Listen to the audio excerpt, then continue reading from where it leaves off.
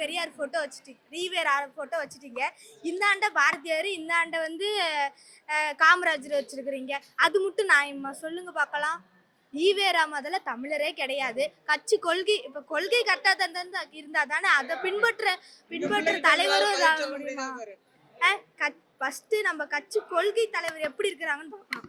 இந்த கட்சி எங்க செந்தமிழன் சீமான் அவர்கள் வந்து கட்சி கொள்கை தலைவர். அவருடைய கொள்கை இவர் பின்பற்றி அந்த அறிவு எல்லாத்தையும் எங்களுக்கு வந்து சொல்றாரு. அதே மாதிரி விஜய் ஒரு நல்ல கட்சி நல்ல தலைவரா தேர்ந்தெடுத்து அவரு கட்சி கொள்கை தலைவரை வச்சிருந்து அவருடைய கொள்கையெல்லாம் இங்க பரப்புனா பரவாயில்ல. இவர் வரக்குள்ளேயே ஒரு தெலுங்குறனை வந்து தலைவரை வச்சிருந்தா எல்லாரும் விமர்சிப்பாங்க தான். நடுவுல ஈவேராவை போட்டு இன்னாண்டு வந்து பாரதியும் இன்னாண்டு வந்து காமராஜரும் போட்டிருக்கிறீங்க. பாரதியார் எவ்வளவு பெரிய ஆளு, காமராஜர் எல்லாத்துக்கும் இலவசமா உணவு இலவசமா கல்வி திறந்து வச்சாரு. இவ்வளவு பெரிய ஆளை வெறும் தெலுங்கர்களும் ஒப்பிட்டு வச்சிருக்கிறாங்க. இது நியாயமா சொல்லுங்க பார்க்கலாம். இவ்வளவு சின்ன பொண்ணு நீ வந்து விஜய் படங்களை தான் பார்த்துருக்கு வாய்ப்பு இருக்குது. இவ்வளவு தமிழக அரசு தமிழ் அரசியல இதெல்லாம் பத்தி உங்களுக்கு யார் சொல்லி கொடுத்துருக்காங்க? அங்க இருக்கிற போட்டோல அவருதான் பார்த்திருந்தாலும் நம்மளுக்கு ஒரு புரிதல் இருக்கணும். இப்ப இருக்கிறவங்களுக்கு புரிதல் கிடையாதுப்பா. எங்க ஸ்கூல்ல பாத்தீங்கன்னா எல்லாருமே விஜய் விஜய் விஜய், அவங்களுக்கு புரிதலே கிடையாது.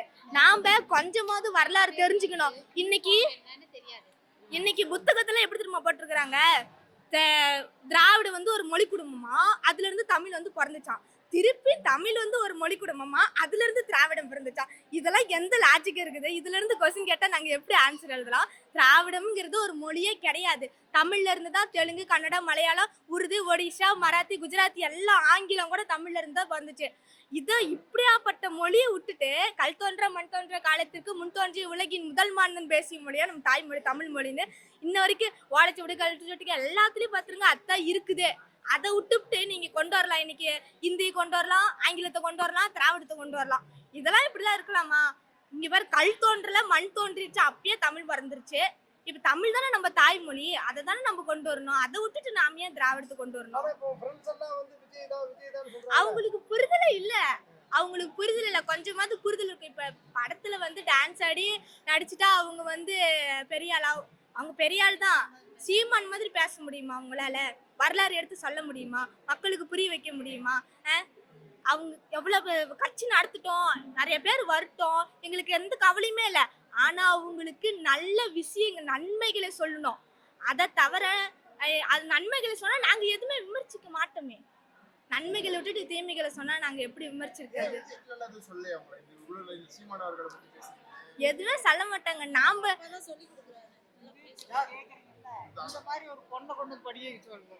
நாங்க வந்து எங்க வீட்டுல எதுவுமே சொல்ல மாட்டாங்க. ஏன்னா எங்க அப்பாவு கட்சியில இருக்கிறாங்க, இவர் கட்சி. நாங்க புரிதலோட தான் இவர் கட்சியில வந்து நாங்க சேர்ந்தோமே. நான் இங்கதான் இருக்கிறாங்க.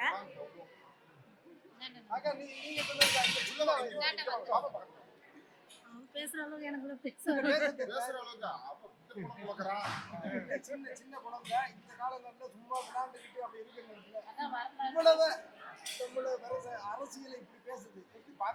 இல்லை, எங்கள் ஊரில் அதெல்லாம் நடக்குது. அதாவது மண் இந்த மலைகளை எல்லாம் வெட்டி எடுத்துட்டு எங்கள் ரோட்டில் தான் கொண்டு போவாங்க. அப்போ இவ ரொம்ப ஆதங்கப்படுவா, பெரிய மனுஷி மாதிரி.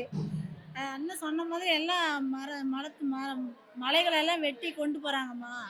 எப்படி மரம் அவங்க சயின்ஸ் சார் வந்து எல்லாம் சொல்கிறாங்கல்ல, நம்மளுக்கு மழை இருந்தால் தான் மழை வரும், இந்த மாதிரி வளங்களை எல்லாம் அழிக்கக்கூடாதுன்னு அவங்க பாடம் நடத்துகிறாங்கல்ல.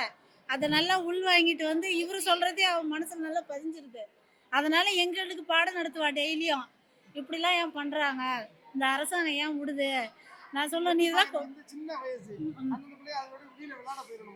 ஆமாம் நிறைய பேசுவாங்க. அவன் மைக் கொடுக்கல இருந்தா என்கிட்ட சொல்லிகிட்டே இருந்தா.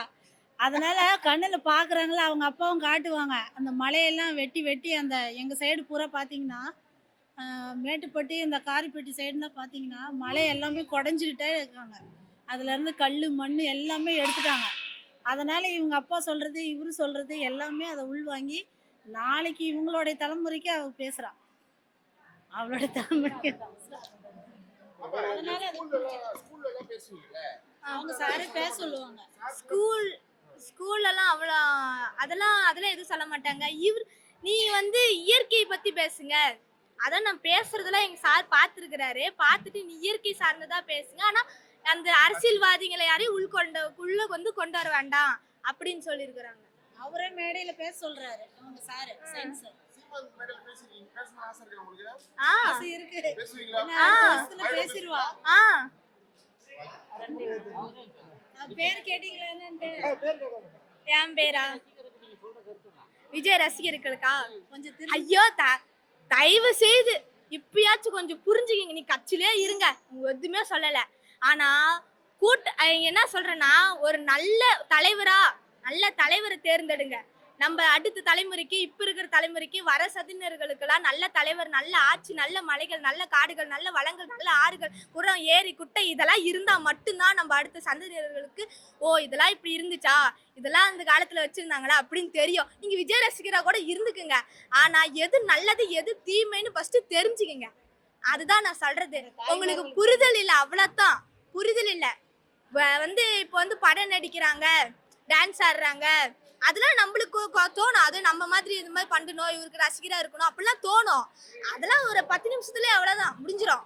ஆனா நம்ம வாழ்க்கைங்கிறதே ஒரு முறை தான். பிறவி பெருங்கடல் நீந்தாதவர் இறைவன் அடிசேராதுன்னு சொல்லியிருக்கிறாங்க. பிறப்புங்கிறது ஒரு பெருங்கடல்பா. அது நீந்தி வந்து நல்ல முறையில நம்ம இருக்கணும். அவ்வளவுதான் சொல்றது. நீங்க ரசிகரா கூட இருந்துக்கங்க, நான் எதுவுமே சொல்லவே இல்லை. ஆனா நன்மை எது தீமை எது, நம்மளுக்கு 2 பாதை இருக்குது. ஒண்ணு நல்ல வழி, இன்னொன்னு கெட்ட வழி. அதை நாம மட்டும் தான் தேர்ந்தெடுக்கிறது. அந்த வழியில் தான் இப்ப இருக்கிறாங்க விஜய் ரசிகர்கள்.